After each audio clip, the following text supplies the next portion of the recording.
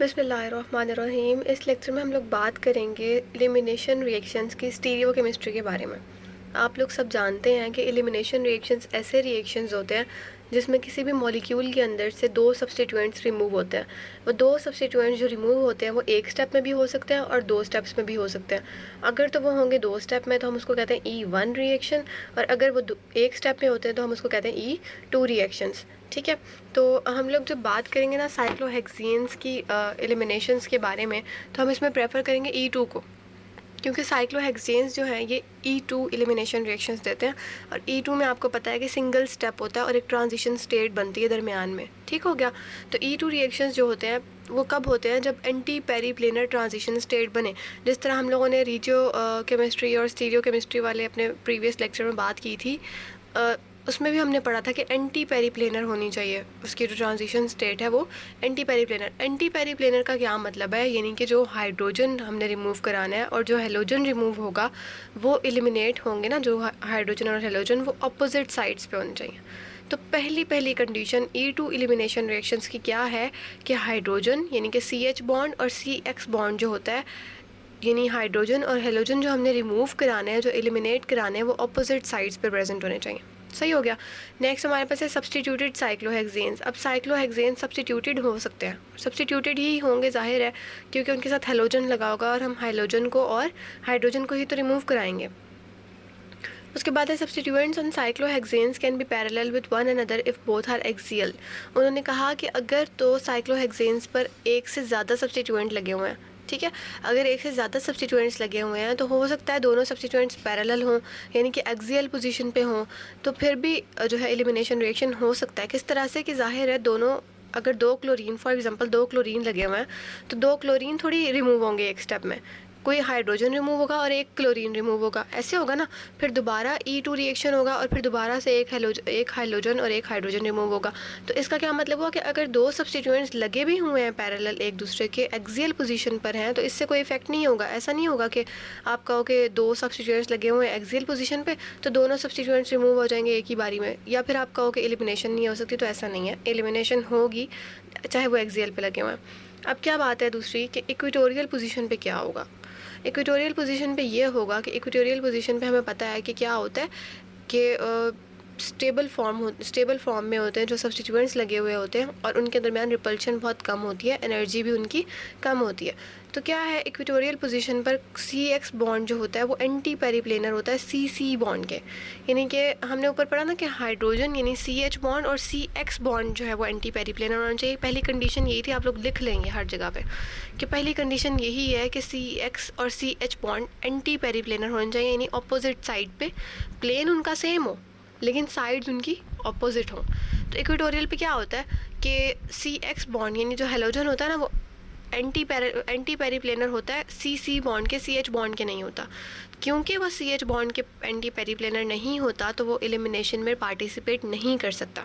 अगर आपके पास कोई भी ऐसा मॉलिक्यूल, कोई भी ऐसा सब्सटेंस या कोई भी ऐसा जो है वो एक स्ट्रक्चर हो जिसमें आपके पास जो CX बॉन्ड है वो इक्वेटोरियल पे हो या CH के साथ जो है वो एंटी पेरीप्लेनर ना हो रहा हो, तो इसका मतलब है वो एलिमिनेशन नहीं देगा। उसको एलिमिनेशन परफॉर्म करवाने के लिए आप उसको स्ट्रेच करेंगे, जैसे हम इन्वर्जन करते थे ना, रिंग को हम फ्लिप करते थे, खींचते थे, तो रिंग में चेंजिंग्स होती थी। क्या होता था कि इक्वेटोरियल वाला एक्सियल की पोजीशन पर आ जाता था, एक्सियल वाला इक्वेटोरियल की पोजीशन पर चला जाता था। तो हम लोग इस तरह से ही करेंगे इसको, ठीक है। तो इक्वेटोरियल वाला कभी भी एलिमिनेशन रिएक्शन नहीं देगा। दूसरी कंडीशन ये हो गई इक्वेटोरियल और एक्सियल वाली। तो उसके बाद नेक्स्ट हमारे पास लास्ट पॉइंट क्या है कि unsubstituted cyclohexyl halides elimination can also take place from axial conformer. अब उन्होंने कहा अगर आपके पास एक्सियल कन्फॉर्मर है तो अनसब्स्टिट्यूटेड भी है ना, अगर साइक्लोहेक्साइल हैलाइड जो होता है तो उसकी भी एलिमिनेशन हो सकती है। उसकी एलिमिनेशन में भी H और X रिमूव हो जाएगा तो पीछे जो है एक अल्कीन बन जाएगा, एक ओलिफिन की फॉर्मेशन होगी। उसके बाद हमारे पास फर्स्ट स्लाइड ने खैर काफ़ी टाइम ले लिया, लेकिन उसमें आपके जो है बेसिक कॉन्सेप्ट्स वहीं से ही क्लियर होने थे, इसलिए उस पर ज़्यादा टाइम लग गया। नेक्स्ट हमारे पास एक एग्जांपल उन्होंने दिखाई है। एग्जांपल में आपको नज़र आ रहा है कि जो X है यानी कि जो हैलाइड है, जो हेलोजन है, वो इक्वेटोरियल पोजीशन पर है, सही हो गया। अब आपको पता है, नज़र आ रहा है कि इक्वेटोरियल पोजीशन पर यहाँ पर कोई हाइड्रोजन प्रेजेंट नहीं है। पीछे जो है कार्बन कार्बन का बॉन्ड इक्वेटोरियल पे। इक्वेटोरियल आप लोग किस तरह से देखेंगे है या नहीं, मैंने आपको बताया था कि जो थोड़े टेढ़े बॉन्ड्स होते हैं ना, इस तरह करके, ये इक्वेटोरियल होते हैं। अब आप इस तरह के, जैसे एक्स का बॉन्ड है ना, यहाँ पे एक्स लगा, ये इक्वेटोरियल बॉन्ड है। इस तरह के आप लोग और फाइंड आउट करें अगर, तो ये भी उसी पोजीशन में है, ये नीचे वाला भी इस पोजीशन में, तो आपने बस वो वाले हाईलाइट कर लेना, आपने कहना ये इक्वेटोरियल पे है। अब क्योंकि यहाँ पर कार्बन है इस वाली जगह पर, और इधर भी कार्बन है, तो मतलब यहाँ कार्बन कार्बन बॉन्ड इक्वेटोरियल है, कार्बन हेलोजन बॉन्ड के CH कहीं पर भी नहीं है। यहाँ पर जो H है ना, H ये वाला, ये इक्वेटोरियल पर नहीं है। और यहाँ ये इसके साथ प्लेन सेम नहीं है, ये जो यहाँ पर है ये एक्सियल पर है, ठीक है। ये वाला जो कार्बन के साथ हाइड्रोजन है ये एक्सियल पोजीशन पर है। तो इसके एक्सियल पर होने की वजह से क्या होगा कि ये भी हमारे पास नहीं है, यानी कि पेरीप्लेनर एंटी पेरीप्लेनर नहीं है, सही है। तो यहाँ पर हमने क्या कहा कि एक्स जो है वो इक्वेटोरियल पर प्रेजेंट है, और एंटी पेरीप्लेनर किसके है, कार्बन कार्बन बॉन्ड के, कार्बन हाइड्रोजन बॉन्ड के नहीं है। क्योंकि ये कार्बन हाइड्रोजन बॉन्ड के एंटी पेरीप्लेनर नहीं है, तो यहाँ पर जो है वो E2 रिएक्शन नहीं होगा। अब कब होगा E2 रिएक्शन, हम फ्लिप करेंगे रिंग को, या रिंग को हम कह सकते हैं इन्वर्ट करेंगे। ये जो यहाँ पर एक्स था ये इस जगह पर आ जाएगा, ठीक है। और ये जो यहाँ पर हाइड्रोजन था जो पहले जो है वो इक्वेटोरियल पर था, अब वो भी एक्सियल पर आ गया है, और वो बाकायदा एंटी पेरीप्लेनर हो गया। तो जब हमने रिंग को फ्लिप कराया तो सिर्फ एक नहीं आया, हमारे पास 2 हाइड्रोजन ऐसे आ गए, 2 CH बॉन्ड ऐसे आ गए जो कि एंटी पेरीप्लेनर थे एक्स के। एंटी पेरीप्लेनर मतलब इनका प्लेन सेम है ना, लेकिन क्या है कि ये जो है वो डाउनवर्ड है, और ये जो है ये अपवर्ड है, यानी ये एक फ्रंट पे होगा एक बैक पे होगा, लेकिन क्या है कि दोनों एक्सियल पोजीशन पर है, सही है। तो अब जबकि दोनों एंटी पेरीप्लेनर आ गए हैं, तो अब एलिमिनेशन पॉसिबल है। अब यकीनन यहाँ से एलिमिनेशन होगी, एक एक्स रिमूव हो जाएगा और एक जो है वो हाइड्रोजन, ये जो बेस आई है ये हाइड्रोजन को ले जाएगी, तो 2 तरह के प्रोडक्ट्स बनेंगे। अगर तो बेस जो है वो इस वाले हाइड्रोजन को एक्सट्रैक्ट करती है तो इस जगह पर डबल बॉन्ड बनेगा, सही है। और अगर इस वाले कार्बन से हाइड्रोजन एक्सट्रैक्ट करती है तो इस तरफ डबल बॉन्ड बनेगा, सही। तो इस तरह से 2 तरह के प्रोडक्ट्स बन सकते हैं, डिपेंड करता है कि बेस जो है वो किस तरह की है। ये डिपेंड करेगा नेचर ऑफ बेस पे। अगर बेस बल्की है तो वो कम सब्स्टिट्यूशन वाला, यानी कम सब्स्टिट्यूटेड जो हाइड्रोजन है वो ड्रॉ करेगी। और अगर बेस जो है वो लेस स्ट्रॉन्ग है या वीक है तो फिर वो कोई भी आम सा हाइड्रोजन जो है वो निकाल लेगी, यानी जो सब्स्टिट्यूटेड भी हो ना उसको भी निकाल लेगी, सही है। यहाँ तक अगर आपको कोई मसला हो तो आप लोग कमेंट में पूछ लीजिएगा। फिर है E2 in cyclohexanes both CH and CX must be axial. यही बात मैं आपको पहले भी बता चुकी हूँ कि CH और CX को एक्सियल पे होना चाहिए। एक्सियल मतलब एंटी पेरीप्लेनर होना चाहिए। इक्वेटोरियल पे कभी भी वो एंटी पेरीप्लेनर नहीं होंगे, तो एक्सियल पे ही वो होंगे एंटी पेरीप्लेनर। तो अगर आपके पास कोई ऐसा मॉलिक्यूल आता है जो इक्वेटोरियल पर है, जिसमें जो है बॉन्ड HX का और जिसमें बॉन्ड जो है वो CX का और CH का एंटी पेरीप्लेनर पर नहीं है, यानी कि वो एक दूसरे के ऑपोजिट साइड पर अटैच नहीं है, प्लेन सेम नहीं है, तो E2 पॉसिबल नहीं होगा। अब अगर आप ये 2 प्रोडक्ट्स देखें, इसको समराइज़ करते हैं, इस वाली जो थी हमारे पास स्ट्रक्चर से जो डायग्राम है इसको हम समराइज़ करते हैं। इसमें जो आपके पास पहला वाला स्ट्रक्चर आपको नज़र आ रहा है ये ज़्यादा स्टेबल है, ठीक है।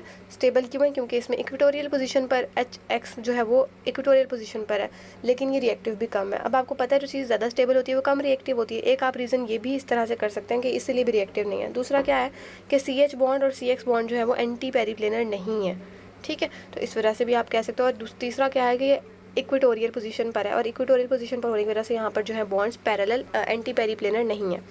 उसके बाद अगर आप ये वाले को देखें, इसमें आपके पास स्टेबिलिटी कम है क्योंकि सारे एक्सियल पे प्रेजेंट हैं, एक दूसरे के दरमियान रिपल्शन ज़्यादा है, इनके दरमियान में 1,3 डाई एक्सियल इंटरेक्शंस ज़्यादा है।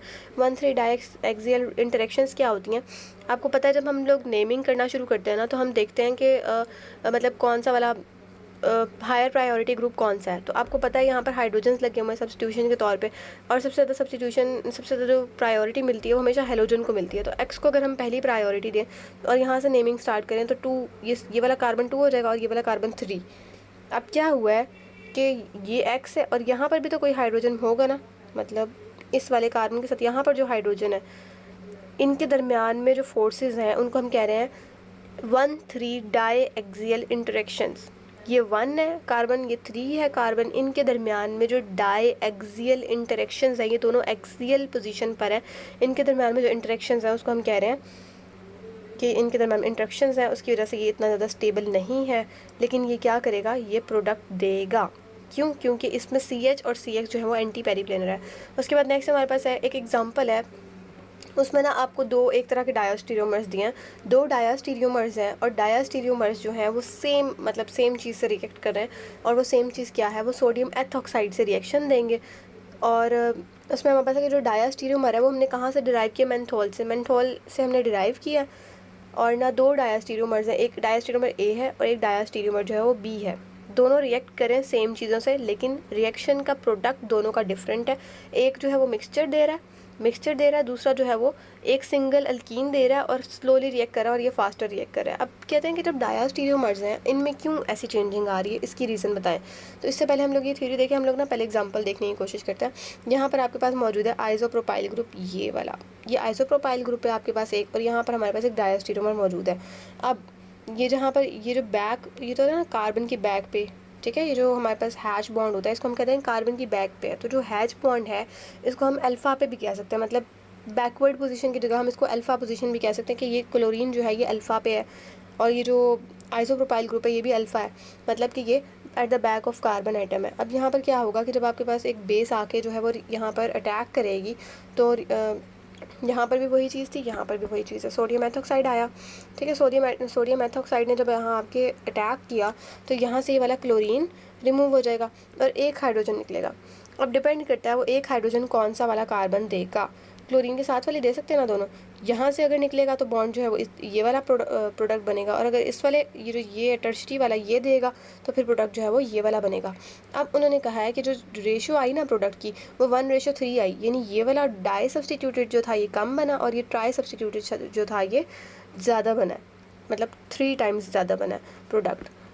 क्यों ये ज़्यादा बना है, क्योंकि हमने पढ़ा था जब हमने रीजियो केमिस्ट्री और स्टीरियो केमिस्ट्री के बारे में बात की थी कि वो वाला प्रोडक्ट बनता है जो ज़्यादा स्टेबल हो, वो वाला प्रोडक्ट जो ज़्यादा स्टेबल हो वो ज़्यादा अमाउंट में होगा। तो यहाँ पर ट्राई सब्सटीट्यूटेड, फिर हमने वहाँ पर पढ़ा था कि ट्राई सब्सटीट्यूटेड जो होता है वो ज़्यादा स्टेबल होता है, तो इसका मतलब है उसका प्रोडक्ट भी ज़्यादा बनेगा। ट्राई सब्सटीट्यूटेड का क्या मतलब है, आपको नज़र आ रहा है यहाँ पर जो है वो एक टर्शरी ग्रुप लगा हुआ है, एक आइसोप्रोपाइल ग्रुप लगा हुआ है, साथ उसके यहाँ पर डबल बॉन्ड बन रहा है कार्बन के साथ, तो ये जो है वो ट्राई सब्सटीट्यूटेड है। जबकि यहाँ पर ऐसा कोई केस नहीं है, यहाँ पर सिंपली दो कार्बन के दरमियान में डबल बॉन्ड है और बस वही इन्वॉल्व है। तो ये रेशियो जो है ये इस तरह से बनेगी। उसके बाद हमारे पास क्या है, यहाँ पर आपको नज़र आ रहा है एक और डायस्टीरियोमर जिसको हमने कहा डायस्टीरियोमर बी। डायस्टीरियोमर बी में सारा कुछ सेम है, चेंजिंग क्या है, चेंजिंग ये है, यहाँ पर क्लोरीन जो था वो at the back of carbon था, यहाँ पर क्लोरीन जो है at the front of carbon है, यानी कि ये बीटा पोजीशन पर है, ठीक है। बीटा पोजीशन पर होने की वजह से क्या होगा कि ये सिर्फ और सिर्फ एक प्रोडक्ट देगा। इसके रीज़न हम लोग आगे जाके देखेंगे कि एक प्रोडक्ट क्यों देता है और ये लेस सब्सटीट्यूटेड प्रोडक्ट ही क्यों दे रहा है, ये मोर सब्सटीट्यूटेड प्रोडक्ट क्यों नहीं दे रहा, ठीक है। अब इनके मैकेनिज्म की तरफ जाने से पहले हम लोगों ने जो थ्योरी पीछे छोड़ी थी हम लोग पहले वो देख लेते हैं। इसमें लास्ट में हमने लिखा exclude E1 as a mechanism.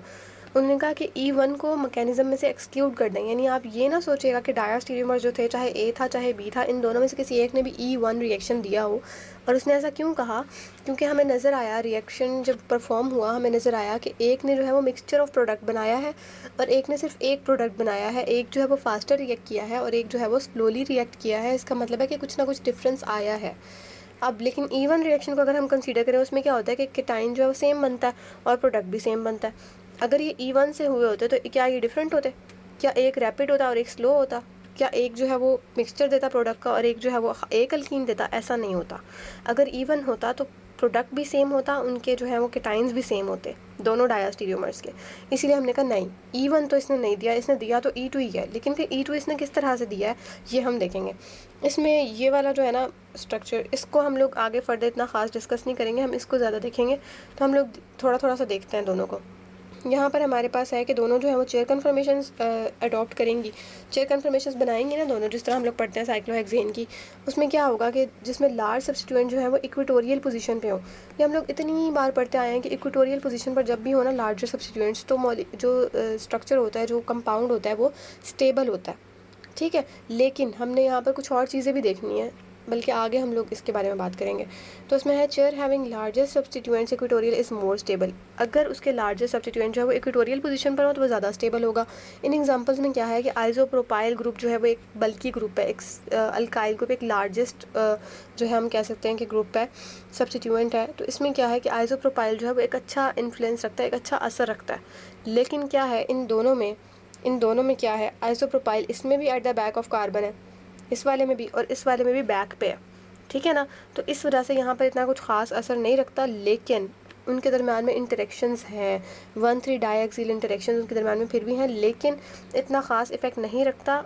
जो ज़्यादा डिपेंड करता है, डिफरेंस कहाँ पे आ रहा है, दोनों में तो सेम है, ठीक है, दोनों में तो प्रोपाइल ग्रुप्स जो है वो सेम लगे हुए हैं, आइसोप्रोपाइल जो है।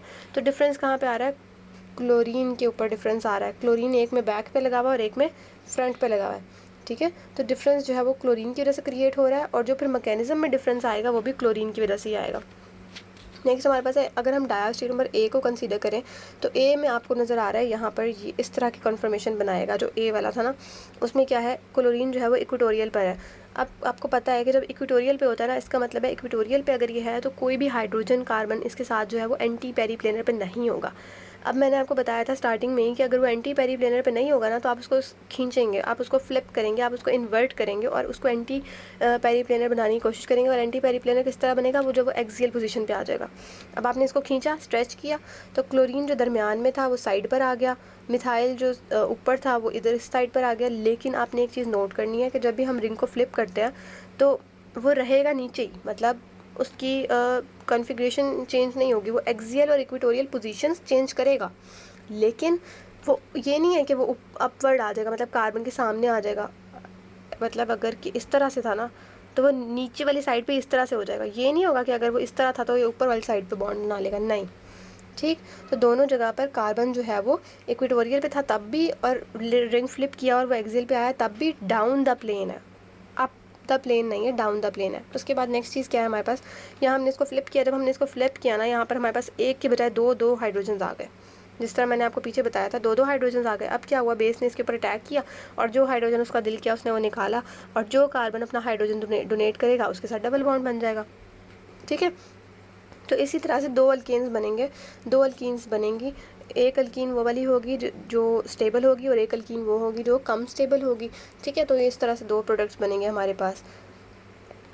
यहाँ तक आपको समझ आ ही गई होगी, कुछ भी मिसिंग नहीं है, जो मैंने ना बताया सारा कुछ हो गया, ठीक है। तो इसमें जो है एक ये जो है ये ज़्यादा स्टेबल फॉर्म बनी है, इसकी ये ज़्यादा प्रोडक्ट बनेगा। उसके बाद हमारे पास है डायस्टीरियोमर बी।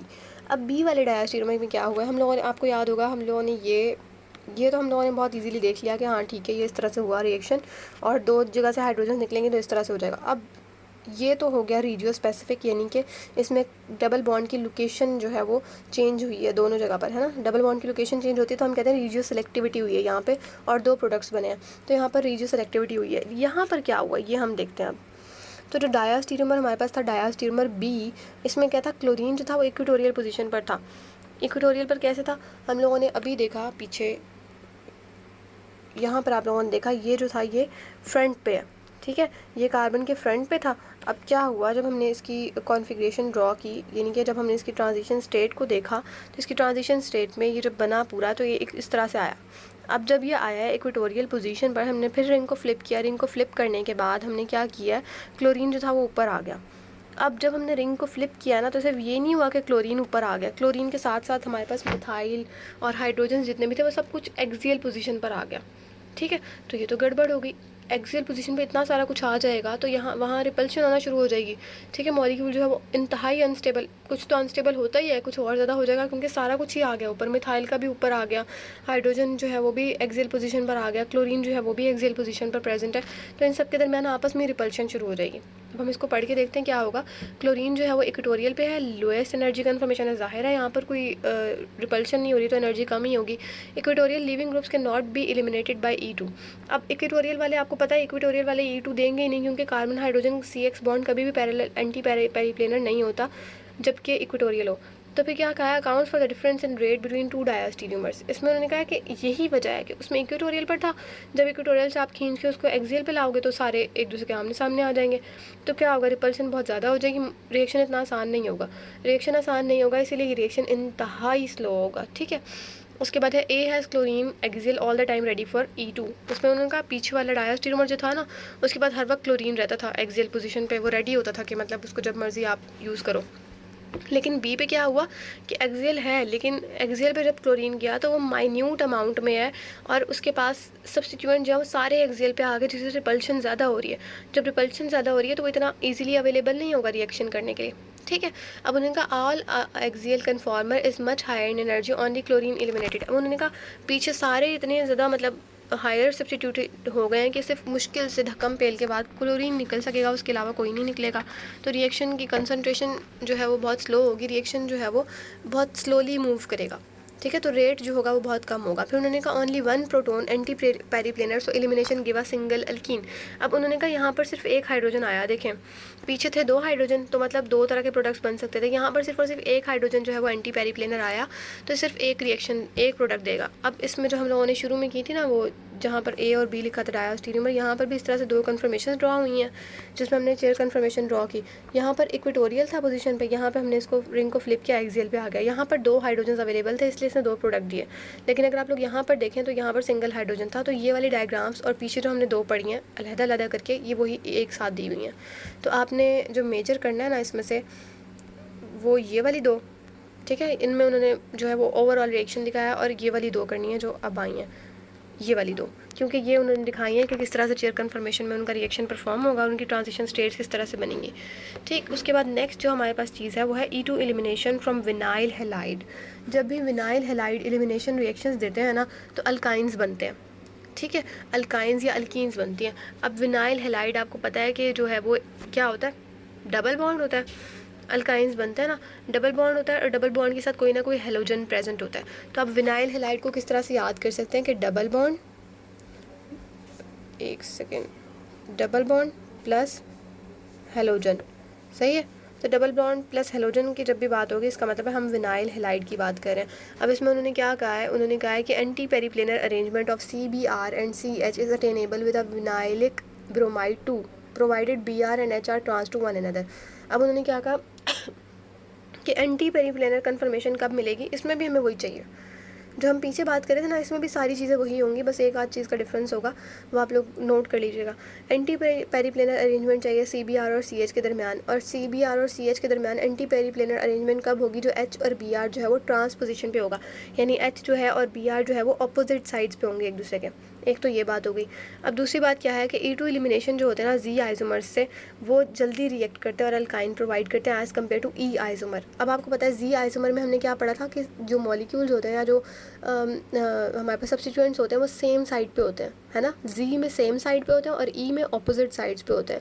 अब आप लोग सोचेंगे कि ऑपोजिट साइड पे तो E में होते हैं, तो फिर वो रिएक्शन फास्टर क्यों नहीं देता, ये Z वाला फास्टर क्यों दे रहा है। इसके दो रीज़न्स है। आपको पता है कि जिसकी स्टेबिलिटी ज़्यादा होती है ना, उसकी रिएक्टिविटी कम होती है। अगर E आइसोमर ज़्यादा स्टेबल है ना, इसका मतलब ये इतना ज़्यादा रिएक्टिव नहीं होगा। और Z आइसोमर जो है इसमें स्टेबिलिटी कम होती है, क्योंकि सेम साइड पे होती है, रिपल्शन ज़्यादा होती है, तो ये जल्दी रिएक्शन देगा। एक रीज़न तो ये हो गई। दूसरी रीज़न क्या है कि जब आप लोग ज्योमेट्रिकल आइसोमर्स देखते हैं ना, Z आइसोमर का और E आइसोमर का, तो आप लोग को ये बात समझ में आती है कि जब हम लोग प्रेफरेंसेस देते हैं ना, प्रेफरेंसेस देते हैं उसके लिहाज से, अगर सब्स्टिट्यूएंट्स जो है वो सेम साइड पे आ रहे हो तो Z एल्कीन होता है, और अगर सब्स्टिट्यूएंट जो है वो अपोजिट साइड पे आ रहे हो तो वो E एल्कीन होता है। किस तरह से होता है आप लोग यहाँ पर देखेंगे कि यहाँ हम प्रायोरिटी किस तरह से देते हैं। इस मॉलिक्यूल का आधा डिवाइड कर दो, ठीक है, आधा डिवाइड कर दिया। अब यहाँ पर है कार्बन, दरमियान में कार्बन है ना। अब देखें कार्बन हाइड्रोजन को प्रायोरिटी देगा या फिर अल्काइल ग्रुप को। जाहिर है हाइड्रोजन तो मतलब हमेशा बेचारे को एंड पे रखा जाता है, लीस्ट प्रायोरिटी हमेशा हाइड्रोजन को ही मिलती है, तो इसका मतलब है हाइड्रोजन को ही लीस्ट प्रायोरिटी मिलेगी, और यहाँ पर प्रायोरिटी हम देंगे अल्काइल ग्रुप को। तो यहाँ से तो मिल गई भाई अल्काइल ग्रुप को प्रायोरिटी। उसके बाद दूसरे साइड पर अगर आप देखें तो अल्काइल ग्रुप प्रेजेंट है एक, और एक ब्रोमाइड प्रेजेंट है, ठीक है, ब्रोमीन का एक एटम प्रेजेंट है। तो आप देखें कि हमेशा जो है ना प्रायोरिटी जो है वो हेलोजन को मिलती है, सही है, क्योंकि इसका मॉलिक्यूलर वेट ज़्यादा होता है as compare to alkyl groups. इसमें इसको प्रायोरिटी मिल गई। अब देखें कि दोनों प्रायोरिटी वाले ग्रुप्स एक साइड पर हैं, तो हमने इसको कहा ये Z एल्कीन है। ये हमारे पास है E एल्कीन। इसमें आप देखें, इसको आप डिवाइड करें आधा आधा, ये इसमें इसको प्रायोरिटी मिली और इसमें इसको प्रायोरिटी मिली है, तो दोनों प्रायोरिटी ग्रुप्स कहाँ हैं, ऑपोजिट साइड पे। इसको इसलिए हमने कहा E एल्कीन, ठीक है। ये कॉन्सेप्ट आपने क्लियर कर लेना अपना, सबसे पहले की इंपॉर्टेंट चीज़ है, सही है। तो ये हमारे पास हुआ Z एल्कीन, ये हमारे पास हुआ E एल्कीन। अब ये पहला पॉइंट था कि प्रेफरेंसेस आपने देखनी है। दूसरा पॉइंट क्या है कि अभी आप लोगों ने पढ़ा पीछे कि जो ब्रोमीन और हाइड्रोजन है ना वो ट्रांस होने चाहिए। अब अगर आप लोग यहाँ पर देखें इस वाले में Z एल्कीन में, तो ब्रोमीन और हाइड्रोजन जो है ये ट्रांस पोजीशन पर है, ठीक है, ये ब्रोमीन है ये हाइड्रोजन है, ये ट्रांस पोजीशन पर है जी अल्कीन में, जबकि अगर आप ब्रोमीन और हाइड्रोजन को यहाँ पर देखें तो ये सिस पोजीशन पर है ई अल्कीन में।